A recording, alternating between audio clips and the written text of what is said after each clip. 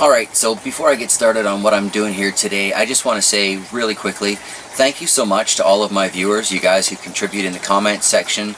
I've learned so much through your feedback. I don't think my garden would have made it anywhere near as far as it has if you guys hadn't been as helpful as you have been. So it's really awesome. Thank you so much, and let's take a look at what I'm doing. Today, I'm focusing on some of that feedback I got in regards to my fry.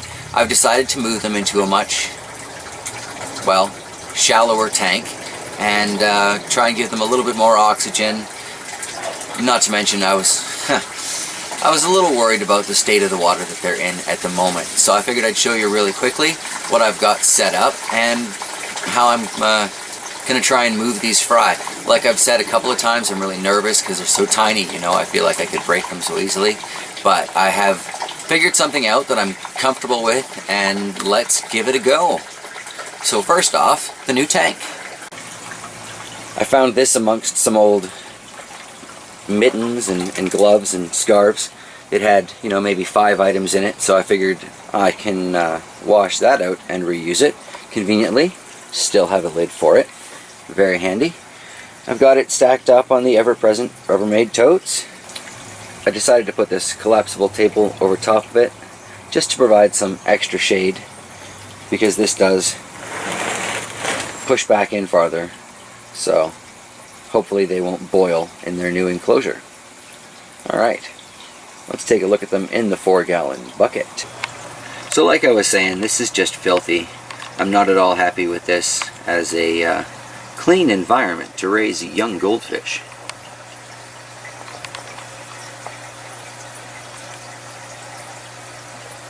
So, something must be done. I'd like some of these guys to survive. So here's the plan.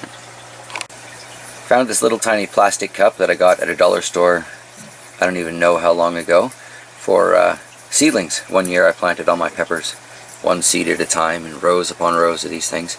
It was a little ridiculous. But, just going to go into the water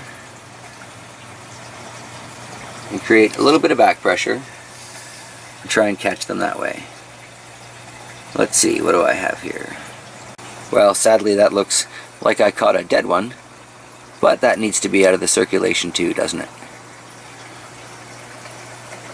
Alright, we'll check back once I've got a few live ones into the new tank.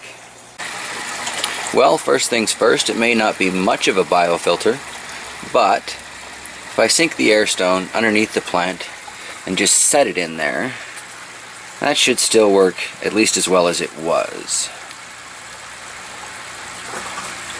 Moving on.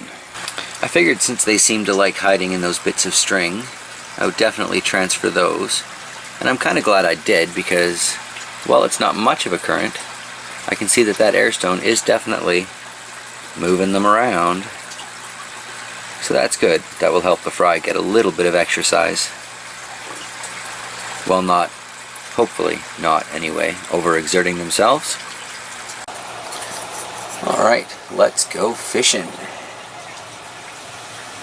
Right up in the top corner here I can see a couple swimming about.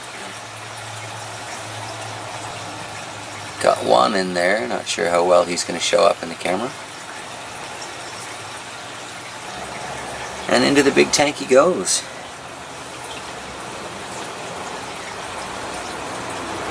Oh, there's another. Alright, that's 2. We'll see how many I've got before I'm done. Well, I'm up to 73 so far, and I could have sworn I saw one more still swimming around in there.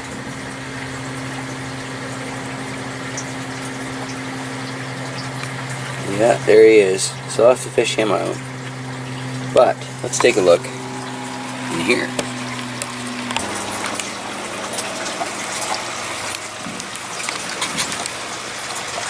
They seem to have spread out fairly well. It's hard to see there's any in there, let alone the 73 that I have verified and transferred by hand in a little tiny cup.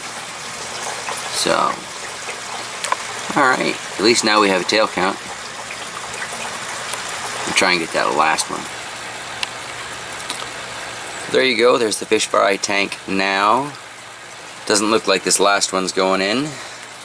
So we'll call it 73. 73 goldfish fry. Now living in an old mitten tote. That's way more than I expected. Alright, thanks for checking the update. Have yourselves a fantastic day.